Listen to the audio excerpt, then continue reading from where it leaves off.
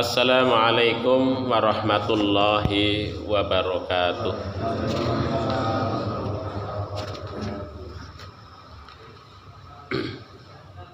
Innal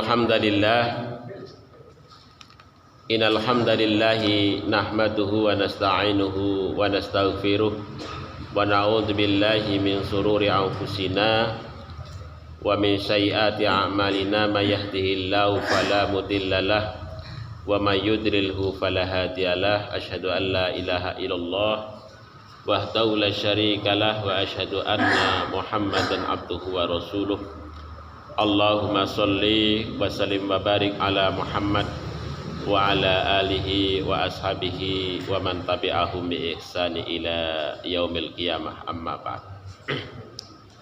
Bapak-bapak, ibu-ibu ingkang dipun mulyakaken dening Allah Subhanahu wa taala. Alhamdulillah, puji dan syukur senantiasa kita panjatkan kehadirat Allah Subhanahu wa taala atas segala limpahan nikmat pada kita bersama. Alhamdulillah, kita masih diberikan nikmat sehat, nikmat kesempatan oleh Allah Subhanahu wa taala, sehingga pada kesempatan sore hari ini kita bisa berkumpul di sini untuk salat berjamaah sekaligus dalam rangka untuk taklim, yaitu ta'alum, belajar atau mempelajari Al-Qur'an. Mudah-mudahan ini mendatangkan pahala bagi kita semua dan bisa menjadi kunci bagi kita untuk masuk ke dalam surganya Allah Subhanahu wa taala. Kemudian yang kedua, sholawat salam mudah-mudahan senantiasa tercurah kepada junjungan kita Nabiullah Muhammad sallallahu alaihi wasallam. Demikian juga kepada keluarganya, sahabatnya, dan juga seluruh umatnya yang setia kepada sunnah-sunnahnya. Bapak Ibu yang dirahmati oleh Allah Subhanahu wa taala, pada saat ini kita sudah masuk di bulan yang sangat dimuliakan oleh Allah Subhanahu wa taala, yaitu bulan Dzulhijjah atau ya bulan haji atau bulan kurban. Jadi bulan yang sangat mulia sekali bagi kita, sehingga banyak keutamaan di dalam bulan-bulan tersebut. Nah, di dalam hari-hari di dalam bulan tersebut, terutama hari-hari yang 10 yang pertama. Nah, ini. Maka Bapak Ibu sekalian, kalau kita bisa melakukan beberapa amal di dalam hari-hari yang ke-10 yang pertama di bulan ini, itu sungguh luar biasa. Nah, di sini saya akan menyampaikan terkait dengan masalah kurban, Bapak Ibu sekalian. Jadi saya mengulang kembali di dalam surat Al-Kautsar tentang perintah kurban kepada Kanjeng Nabi Muhammad sallallahu alaihi wasallam. Ini ya, perintah itu sekitar tahun kedua hijrah itu ya. Memang di antara para ulama memperdebatkan terkait dengan masalah perintah kurban itu. Apakah Rasulullah itu sudah hijrah ataukah belum hijrah? Ini juga terkait dengan perbedaan pendapat di kalangan para ulama terkait dengan turunnya surat Al-Kautsar. Sebelum kita kaji terlebih dahulu, kita baca itu ya surat ini. Monggo. A'udzu billahi minasy syaithanir rajim. Monggo. A'udzu billahi minasy syaithanir rajim. Bismillahirrahmanirrahim.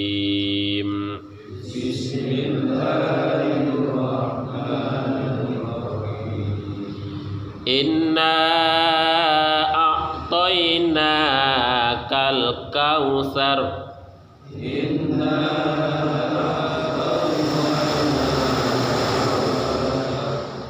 Fasholli li rabbika wanhar.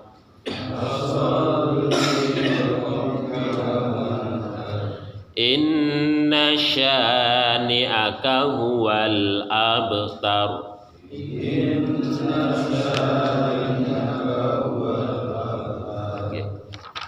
Bapak Ibu ingkang dipun mulyakaken dening Allah Subhanahu wa taala.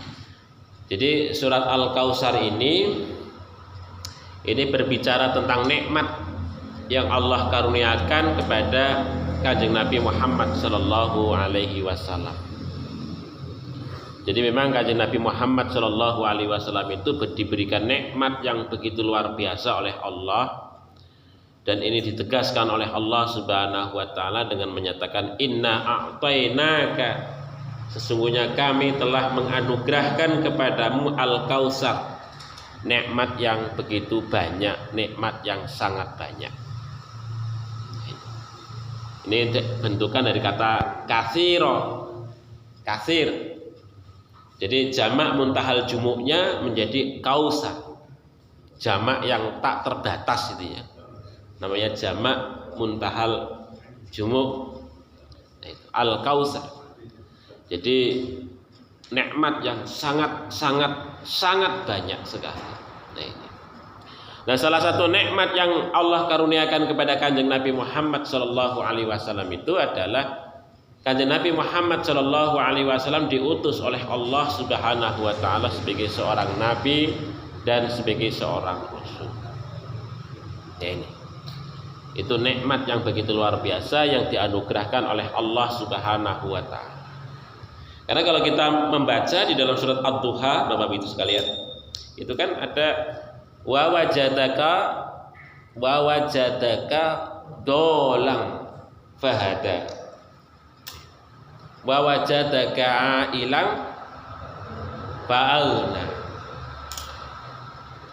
Jadi di sana Allah Subhanahu wa taala menyatakan, Allah Subhanahu wa taala itu dulu menemukan Kanjeng Nabi Muhammad sallallahu alaihi wasallam, mendapati Kanjeng Nabi Muhammad sallallahu alaihi wasallam itu kebingungan. Mengapa kok kebingungan? Karena Nabi Muhammad sallallahu alaihi wasallam itu kan dilahirkan di dalam situasi yang jahiliyah itu. Maka disebut dengan dolan. Dolan dalam bahasa lain ya kayak seperti orang yang tersesat. Orang yang kayak tersesat itu kan ya bingung ya. Dalam situasi yang bingung karena kaumnya, masyarakatnya banyak melakukan penyembahan kepada berhala.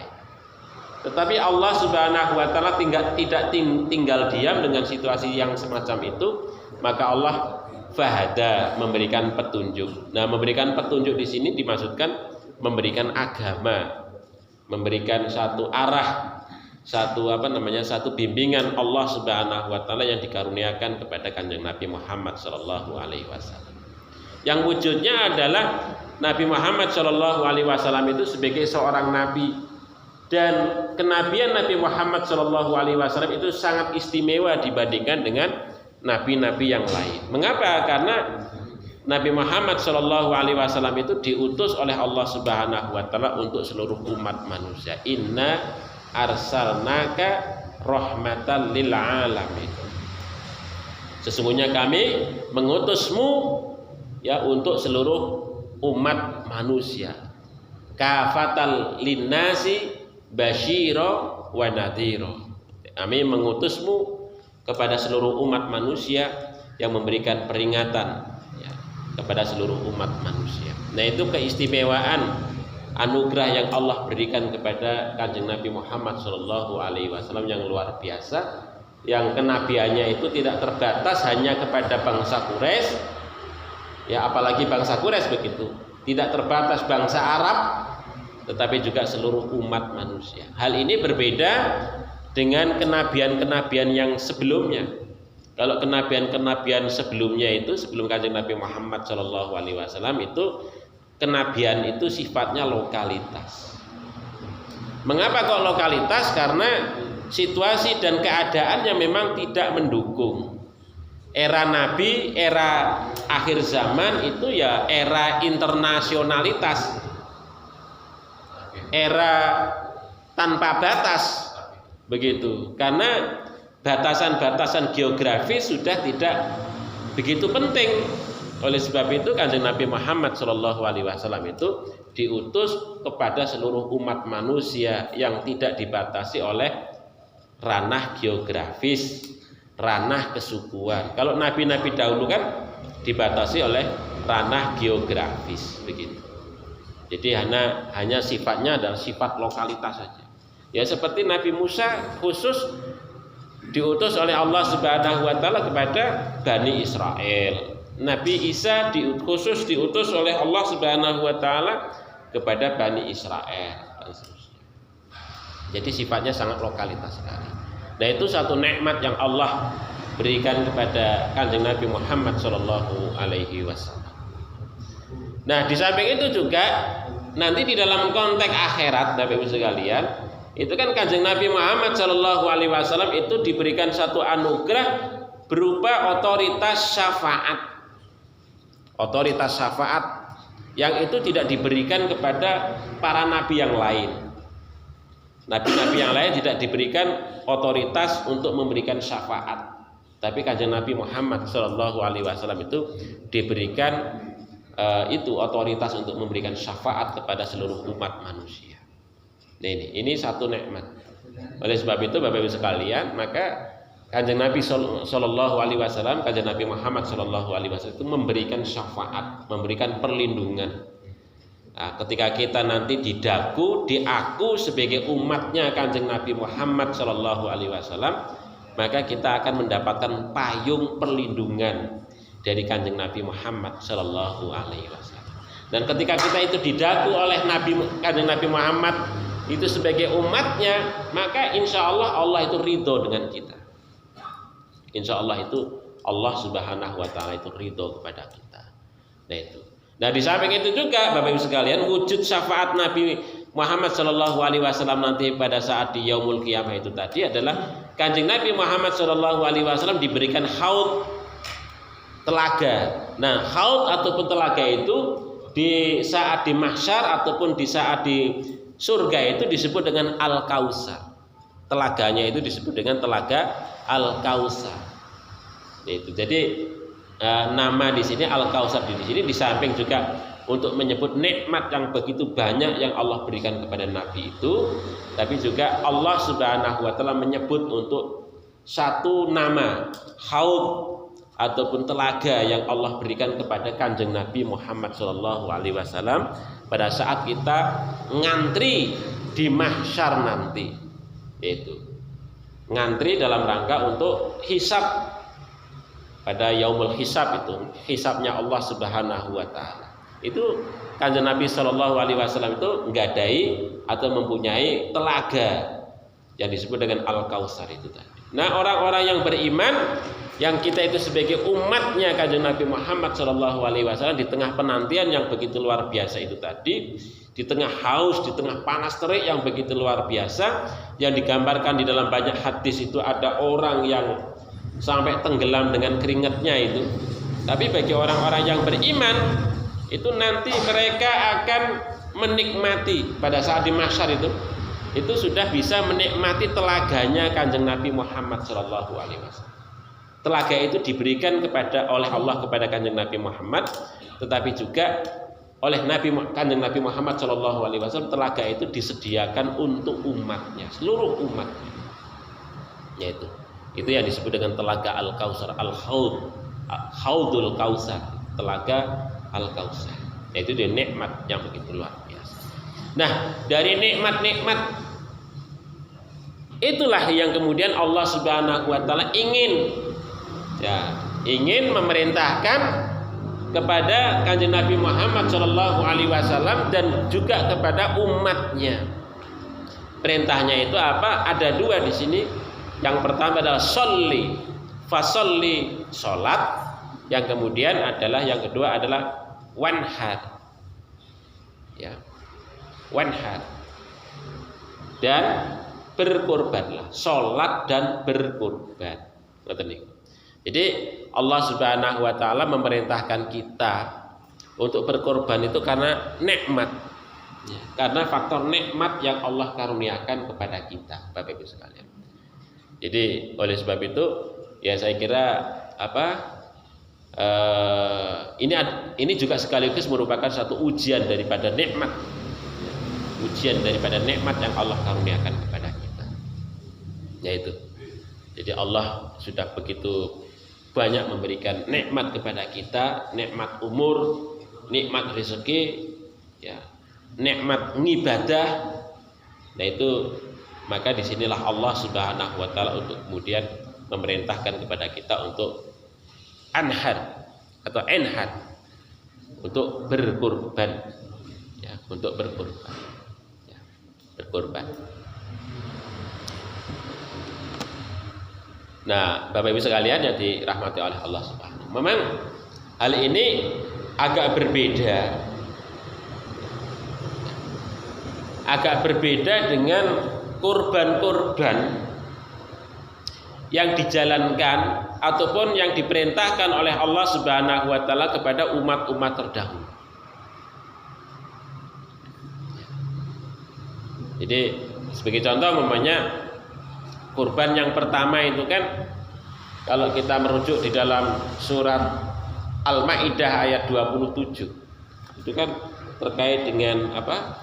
Dengan cerita ya putranya Nabiullah Adam alaihi salam kan gitu. Itu begitu.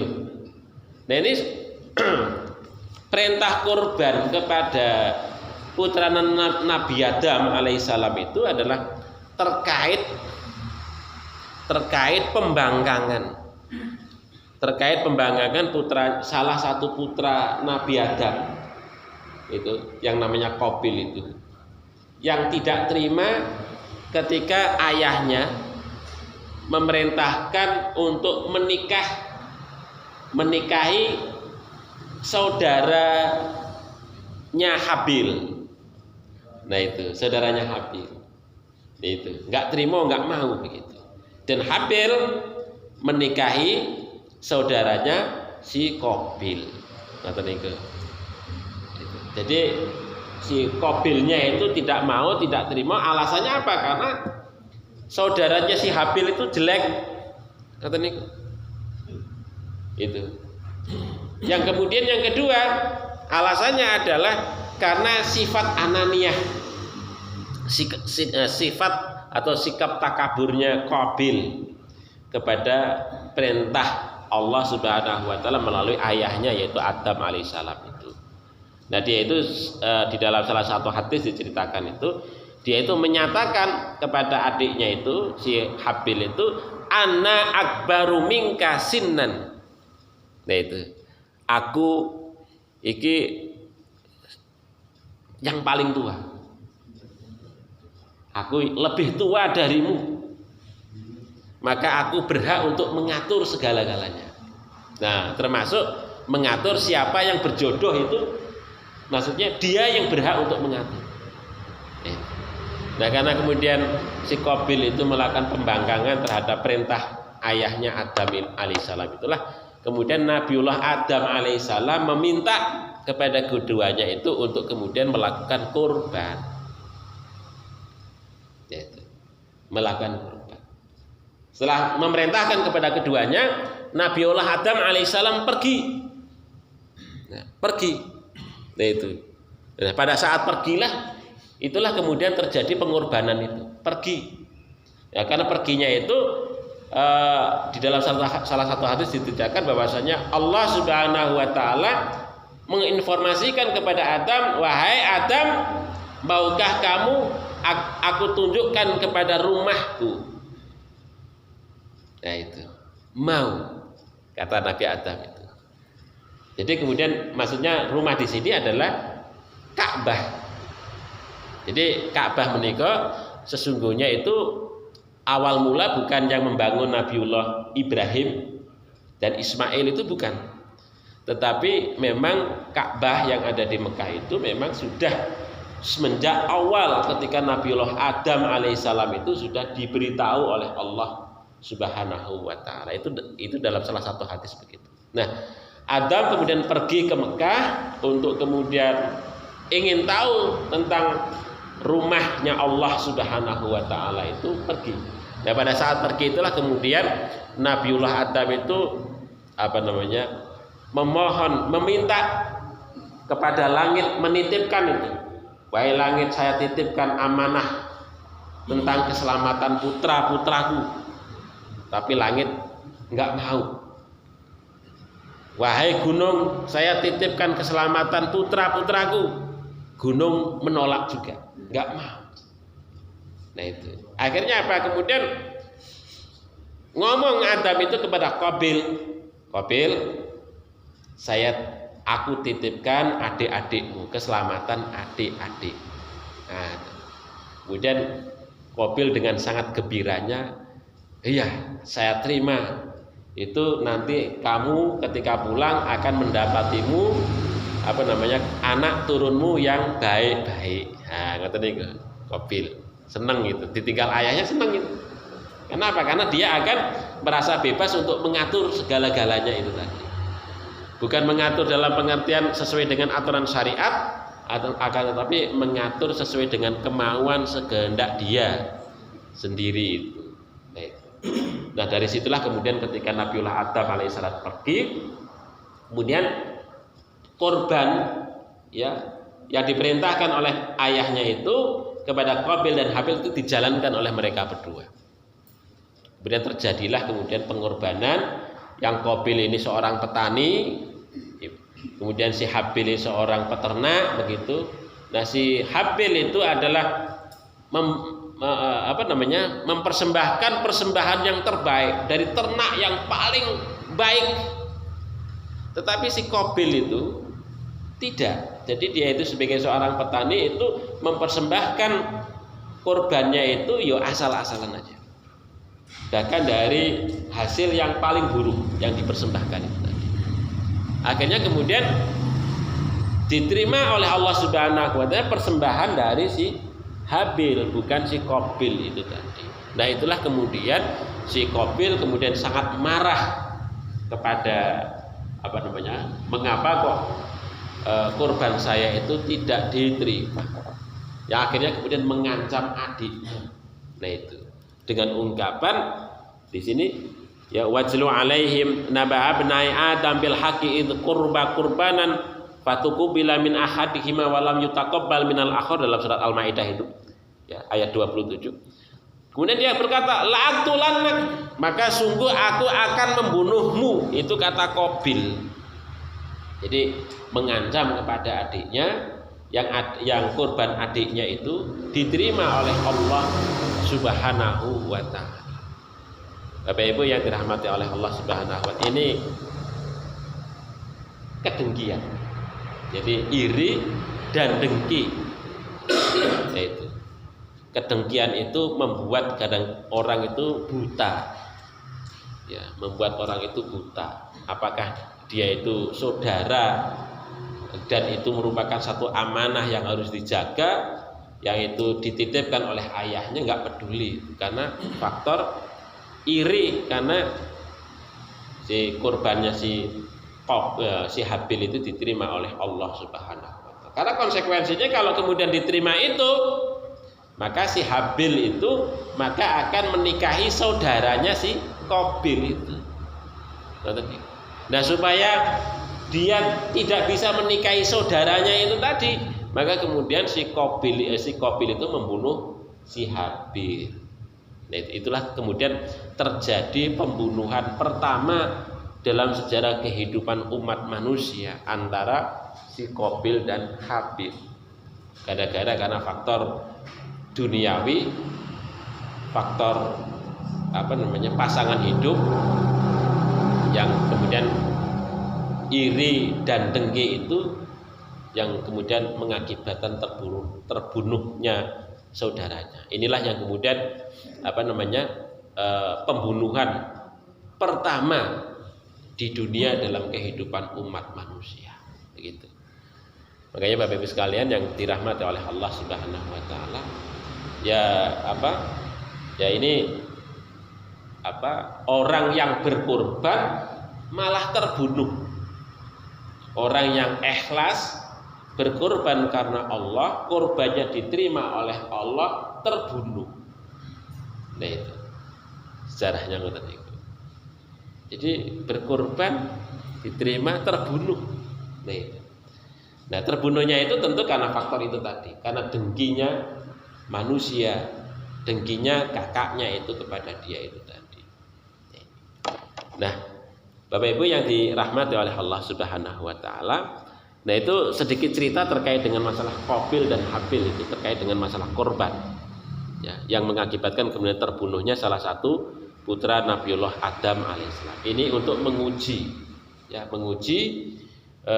keimanan di antara keduanya. Nah, oleh sebab itu sering para ulama itu menyatakan ya korban sesungguhnya itu adalah dalam rangka untuk membunuh sifat kebinatangan, sifat ananiyah manusia. Nah itu. Kalau tidak kan ya seperti si Qabil itu.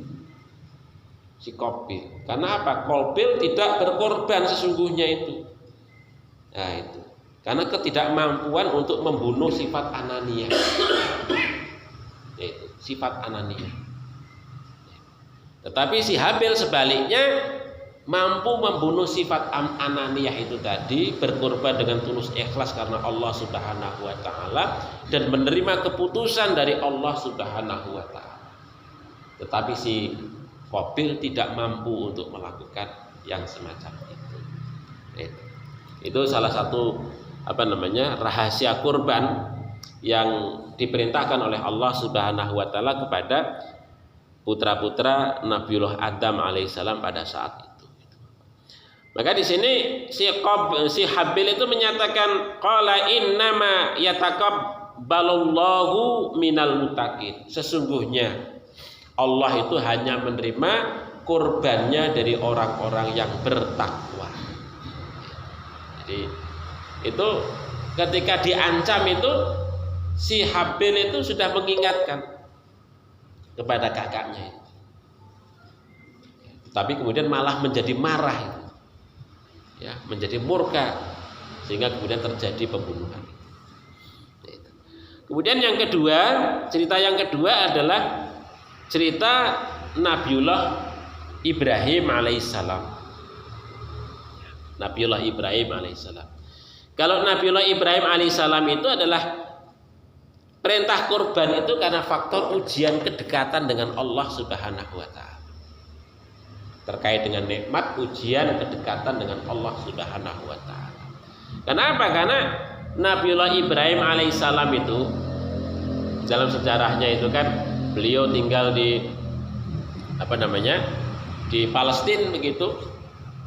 Tinggal di Palestina, kemudian nikah dengan Sarah, lama tidak punya putra, ya kan? Yang kemudian Nabi Ibrahim untuk kemudian memutuskan poligami dengan Ibu Hajar. Ibu Hajar itu pembantunya Sarah gitu ya. Hajar itu kulit hitam, itu.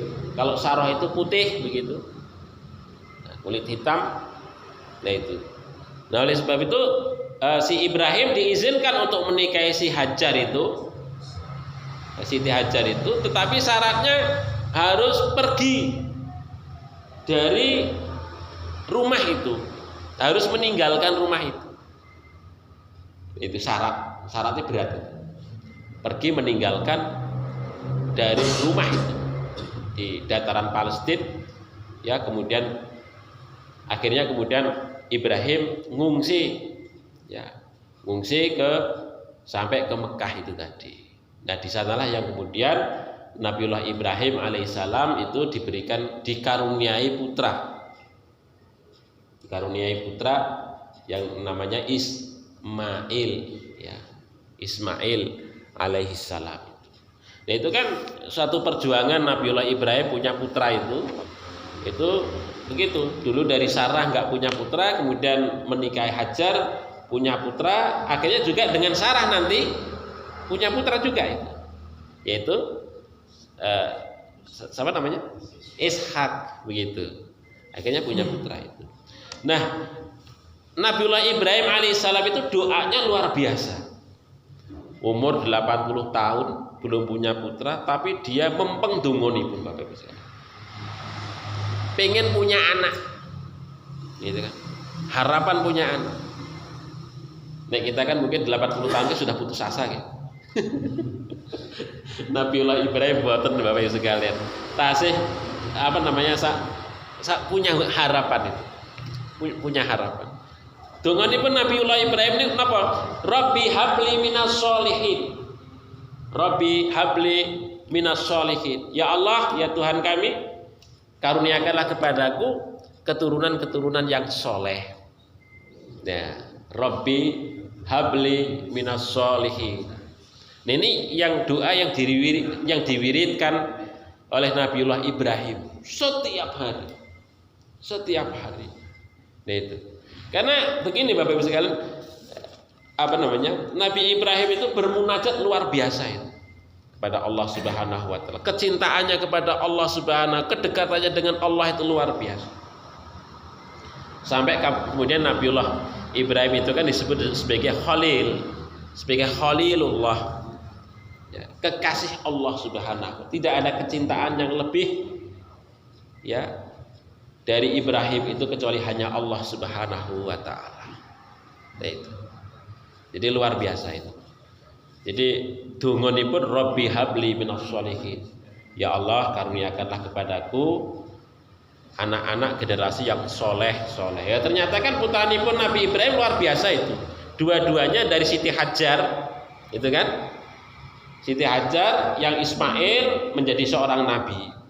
Nanti keturunan Ismail sampai Kanjeng Nabi Muhammad SAW sebagai penutup Nabi akhir zaman.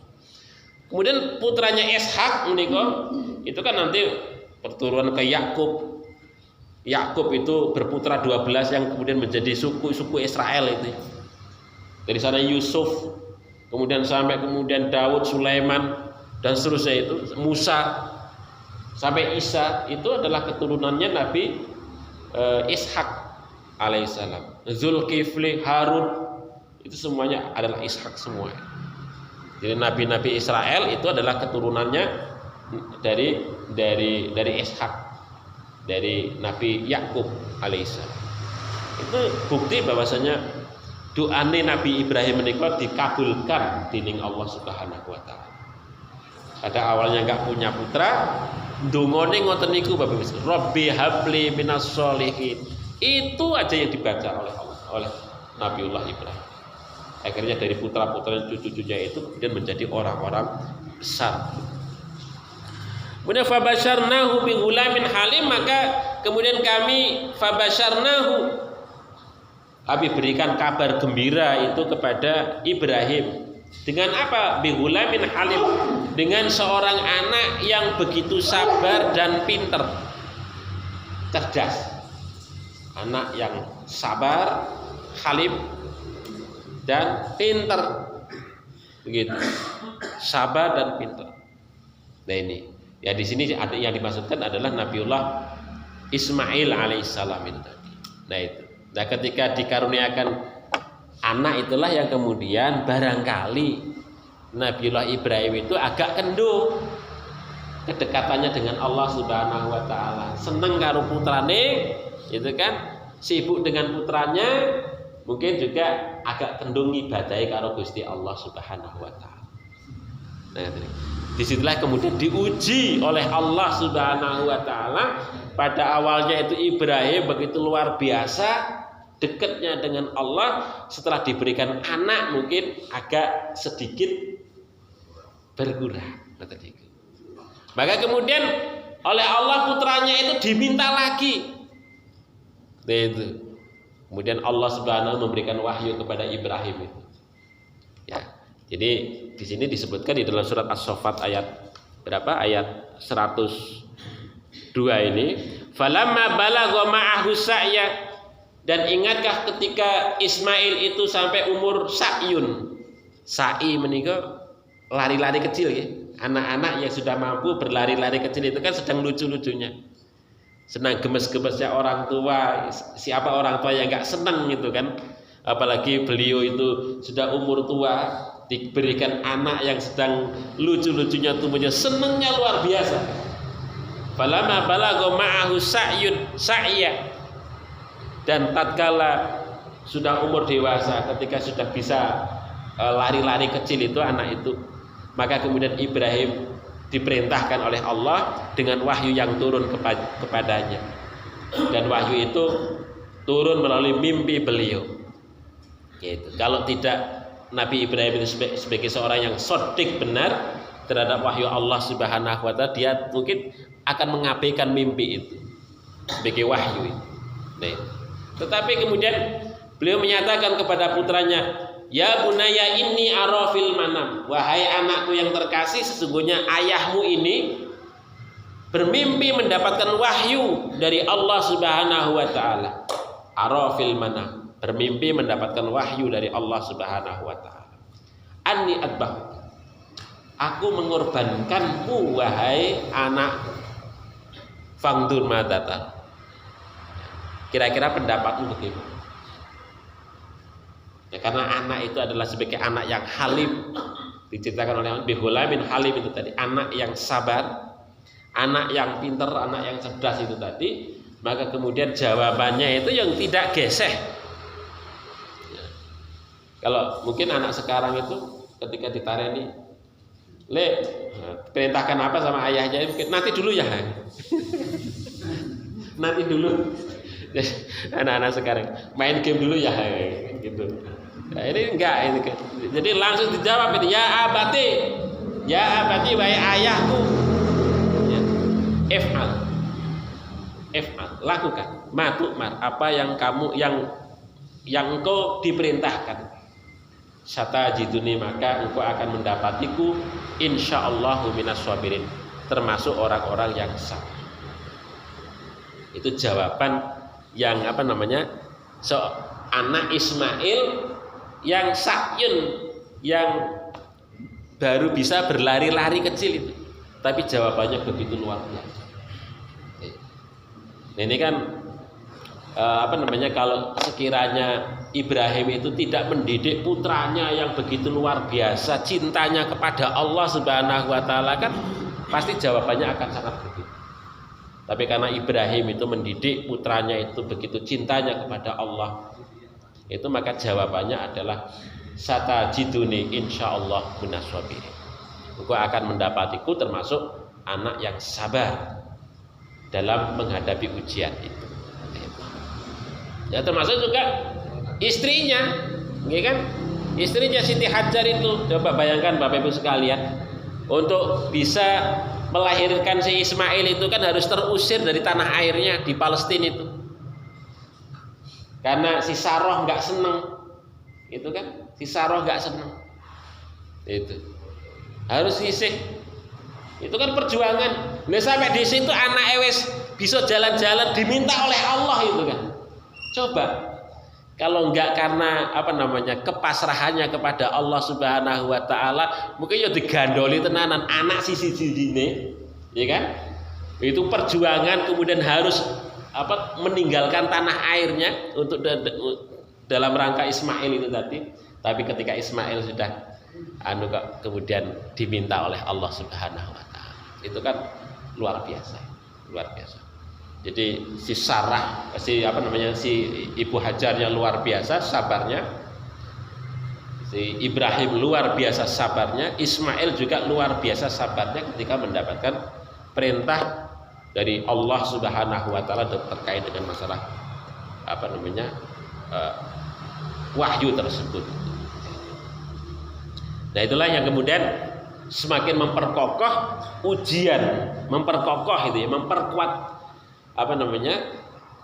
bukti bahwasanya Ibrahim dan keluarganya itu begitu luar biasa keimanannya. Makanya kalau di dalam kita baca di dalam Al-Qur'an itu Bapak Ibu sekalian, maka keteladanan itu tentang keluarga itu Ibrahim disebutkan mesti Ibrahim. keteladanan tentang keluarga itu adalah Ibrahim. Karena apa? Karena Ibrahim itu adalah seorang nabi yang sangat sukses, tidak sekedar mendidik putranya, tapi juga sampai kepada cucu-cucunya. Demikian juga istrinya juga begitu luar biasa ketaatannya kepada Allah Subhanahu wa taala itu tadi. Nah itu ketika mendapatkan ujian berupa wahyu dari Allah Subhanahu wa taala diterima begitu luar biasa. Nah, kalau kita kan ibaratnya kita diminta berkorban setahun sekali itu kan yo abot kadang, iya kan? Tasih ngitung. Kira-kira bulan niki belanja ini cukup ora ya? Ngoten niku, tasih ngitung. Jadi hitungane isih rada akeh. Ya, Nabiullah Ibrahim menika diminta putrane ora ngitung. Gitu. Kita masih ngitung itu. Padahal kalau kita kan terkait dengan masalah nikmat itu. Nikmat. Karena Nabi Ibrahim nyawa yang diminta oleh Allah itu dikasih. Karena yakinnya dengan perintah Allah Subhanahu wa taala itulah yang kemudian itu diganti ya Nabi Ibrahim karena iman itu dia yakin betul itu. Kalau iman kepada Allah pasti Allah itu melaksanakan perintah itu tidak mungkin kok Allah itu menyengsarakan kan begitu. Tidak mungkin kok kemudian menyengsarakan Nabiullah Ibrahim dan keluarganya. Ternyata betul itu di dalam proses melaksanakan perintah itu Nabiullah Ibrahim dan Ismail itu dan juga istrinya itu yang kemudian mendapatkan tebusan wa fadainahu gitu kan bidzibhin adim wa fadainahu dan kami tebus itu. Allah menyatakan wa fadainahu bidzibhin adim dan kami tebus putranya itu bidzibhin adim dengan kambing yang sangat besar, dengan sembelihan yang sangat besar. Oleh sebab itu Bapak Ibu sekalian, ayat ini juga sekaligus untuk mempertegas tentang masalah akikah itu. Wa fadainahu bidzibhin adim. Nah itu. Jadi maka kemudian setiap anak itu setelah syariat itu turun, maka kemudian ada perintah untuk menebusnya itu. Menebus dari orang tuanya dengan berupa mengakikahkan itu. Wafadainahu bidzibhin adim. Ditebus oleh Allah Subhanahu wa taala dengan kambing yang sangat besar itu. Karena keimanan Ibrahim, keimanan putranya dan juga istrinya yang begitu luar biasa kepada Allah Subhanahu wa taala. Makanya Bapak Ibu sekalian, ketika kita itu melaksanakan syariat agama itu ketoke wangel, ketoke berat, tapi Allah Subhanahu wa taala itu pasti akan menebus apa yang kita lakukan. Apakah itu saat itu atau mungkin pada waktu-waktu yang akan datang. Apakah itu pada saat di dunia atau mungkin nanti pada saat di akhirat. Jadi Allah Subhanahu wa taala itu akan senantiasa membayar dari apa yang kita tunaikan itu dengan sesuatu yang lebih besar lagi.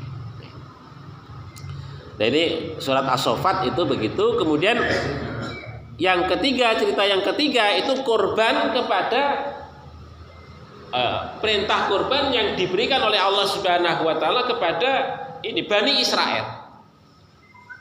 Bani Israel. Jadi Bapak Ibu yang dirahmati oleh Allah, kalau kita membaca surat Al-Baqarah ayat 67 itu kan terkait dengan kurban ya Bani Israel. Yaitu ketika itu Bani Israel itu kan Israel itu kan keturunan Nabi Ibrahim, Yusuf yang kemudian pada awalnya di Kanaan, Yusuf menjadi perdana menteri di Mesir, semuanya saudara-saudaranya pindah ke Mesir. Ya kan? Tapi setelah era Yusuf berakhir nanti Raja Mesir itu digantikan Fir'aun atau Faraon itu yang kemudian orang-orang Israel itu menjadi budak di Mesir itu. Menjadi budak. Nah itu. Jadi orang-orang Israel yang tinggal di Mesir menjadi budak. sampai eranya Musa alaihissalam. Jadi yang membangun piramid, yang membangun apa itu adalah budak yang dipekerjakan oleh Fir'aun itu kebanyakan orang-orang Israel. Nah, itu orang-orang Israel pada saat itu. Nah, kemudian ada Musa pada saat di situ. Musa ingin menyelamatkan mereka. Kenapa? Karena kalau mereka itu selamanya di Mesir, mereka itu akan menjadi budak selamanya di Mesir. Melawan Fir'aun tidak mungkin. Melawan ya mati. Maka satu-satunya adalah apa yang dilakukan oleh Musa itu Exodus, hijrah. Dalam bahasa Al-Quran disebut dengan hijrah, pindah negara. Maka satu-satunya pindah itu kemudian Musa mengumpadani larinya orang-orang Israel dari Mesir menyeberangi Laut Merah itu, yang kemudian sampai kemudian Musa mendapatkan mukjizat dari Allah Subhanahu wa taala, terbelahnya Laut Merah sampai kemudian selamat di dataran Palestina sampai sana. Nah, sampai sana orang-orang Israel mendapatkan nikmat kebebasan, bukan lagi menjadi budak. Di sana Allah Subhanahu wa taala memberikan anugerah kepada orang-orang Israel itu berupa yang disebut dengan manna wasalwa, nikmat yang berupa makanan burung gemah, burung puyuh yang sangat banyak disediakan oleh Allah, dan salwa, sejenis minuman dari madu. Disediakan begitu, orang-orang Israel mereka mboten trimo. Nah itu mboten trimo, enggak terima, dan minta kepada Musa itu, orang-orang Israel itu begini, fad'u lana rabbaka, itu, wahai Musa, mbok ndonga karo Gustimu, kemudian bisa keluar, bisa mengeluarkan, bisa menumbuhkan kepada yukhris lana mim baqliha wa fumiha wa adasya, dan seterusnya itu, dari gandum-ganduman, dari bawang-bawangan, dari adas, dari macam-macam itu, yang kemudian kami bisa makan yang variatif. Itu yang tidak makan berupa burung puyuh saja gitu. Nah itu protes itu. Dikasih nikmat yang begitu, kebebasan di Mesir, itu masih protes itu. Nah, pada saat menyatakan begitu, Nabi Musa mereka menyatakan kepada mereka yang tadi dijawabin, qala ihbitu misra fa inna dan seterusnya, ihbitu misra, maka kalau kamu enggak mau menerima daripada nikmat yang Allah berikan kepadamu ini, maka ihbitu misra, kembali saja ke Mesir. Ihbitu misra, kembali saja ke Mesir. Nah, pada saat masuk ke gerbang Yerusalem, gerbang Yerusalem ini kok, itu kan saking angele Israel itu diatur oleh Musa menika, itu kan Musa itu kan minta kepada mereka untuk mengungkapkan pertobatan mereka kepada Allah Subhanahu wa taala dengan ungkapan khittah. Masuk gerbang Yerusalem, mereka mengangkat tangan di atas kepala mereka dengan mengatakan khittah.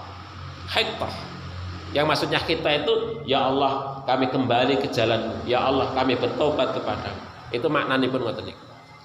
Karena Allah menyatakan khittatun naghfir lakum, ketika kalian itu mengungkapkan khittah kepada Allah, naghfir lakum, maka sungguh kami Allah Subhanahu wa taala akan mengampuni dosa-dosa kalian. Naghfir lakum khotayakum, dan seterusnya itu tadi. Tetapi itu tidak dilakukan oleh orang-orang Israel. Malah kemudian ketika masuk gerbang Yerusalem menika, ya jongkok tangan di atas, tapi bukan menyatakan khittah. Apa yang dilakukan oleh orang-orang Israel menika? Dia mengungkapkan hintah. Nah, hintah niku maknanya pun gandum. Jadi bukan ya Allah kami taubat kepadamu, ya Allah kami akan terus konsisten di jalanmu, kembali kepadamu, minta ampun kepadamu, tidak begitu, tapi ya Allah kami minta gandum, ya Allah kami minta makanan, ngoten niku. Itu orang-orang Israel. Hintah. Itu ketika masuk gerbang Islam. Kata niku. Nah, itu. Kemudian ketika orang-orang Israel itu di Palestina, mereka itu sudah mendapatkan kesejahteraan. Ya. Musa meminta korban kepada mereka. Korban. Itu korban. Apa? Innallaha ya'murukum an tadbahu baqarah. Sesungguhnya Allah Subhanahu wa taala memerintahkan kepada kalian itu untuk menyembah sapi. Tapi malah kemudian jawaban orang-orang Israel itu apa? Atattakhiduna huzwa. Apakah kamu itu akan memperolok-olok kami? Nah, jadi perintah korban kepada mereka itu dianggapnya memperolok-olok mereka. Yaitu. Makanya kemudian Musa sampai jengkelnya itu ngomong, A'udzu billahi an akuna minal jahil. Aku berlindung kepada Allah untuk menjadi orang-orang yang jahil yang semacam itu. Jengkel, saking jengkelnya. Mereka sudah mendapatkan kemakmuran, mendapatkan rumah di sana, tapi untuk kurban diperintahkan untuk menyembelih sapi saja. Kemudian mereka itu tanyanya macam-macam itu. Yang warnanya apa, apakah betina atau apa, dan seterusnya itu tadi. Hampir-hampir mereka sampai tidak melakukan kurban. Yang kemudian Musa itu jengkel kepada mereka, meninggalkan mereka selama 40 hari. Itu. Nah, mereka itu ditinggalkan oleh Musa selama 40 hari menikah. Mereka itu malah tidak enggak sedih, enggak apa ngoten niku. Ditinggal nabinya selama 40 hari enggak tanya, enggak sedih, enggak. Malah pesta pora selama 40 hari 40 malam. Yang korban itu yang kemudian nantinya itu untuk disembelih untuk Allah Subhanahu, malah disembah-sembah. Yaitu malah disembah-sembah, yang kemudian nanti ada simbol kepala sapi menikah ini disembah-sembah itu, disembah-sembah sebagai simbol kepala sapi, disembah-sembah.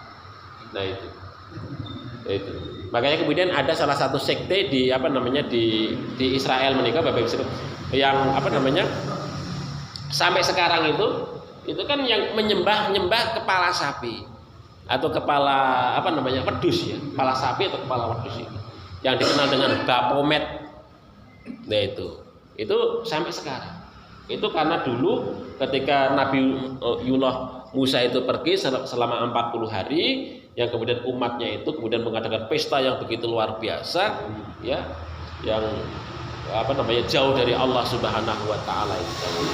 Nah, itu tadi yang aturan sesembahan itu untuk Allah Subhanahu wa taala malah kemudian dijadikan sesembahan. Yaitu disembah-sembah. Itu begitu kalau kita membaca di Bani Israel ngoten niku.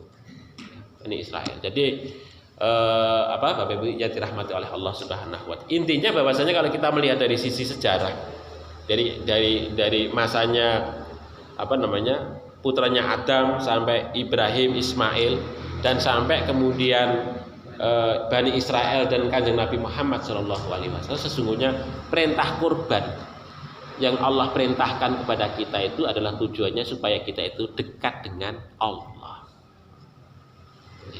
dekat dengan Allah Subhanahu. Makanya ayat itu yang ada salah satu ayat di dalam Al-Qur'an itu yang menyatakan la yanalullaha luhumuha wala dima'uha walaki yanaluhu taqwa minkum. Jadi yang sesungguhnya korban kalian itu berupa daging dan darahnya itu yang tidak sampai kepada Allah Subhanahu wa taala. Yang sampai kepada Allah itu apa? Yanaluhu taqwa minkum, ketakwaan kita, kedekatan kita, taqarrub kita kepada Allah Subhanahu wa taala. Kambing, sapi yang kita kurbankan itu adalah merupakan simbol kepatuhan kita, kedekatan kita kepada Allah Subhanahu wa taala. Tadi Bapak Ibu sekalian, kalau kita lihat sejarah dari dari perintah-perintah korban yang diperintahkan oleh Allah Subhanahu wa taala. Mungkin saya kira begitu Bapak Ibu sekalian, karena waktunya sudah Isya, ada kekhilafan dari apa yang saya sampaikan, saya mohon maaf. Billahi taufiq wal hidayah. Assalamualaikum warahmatullahi wabarakatuh.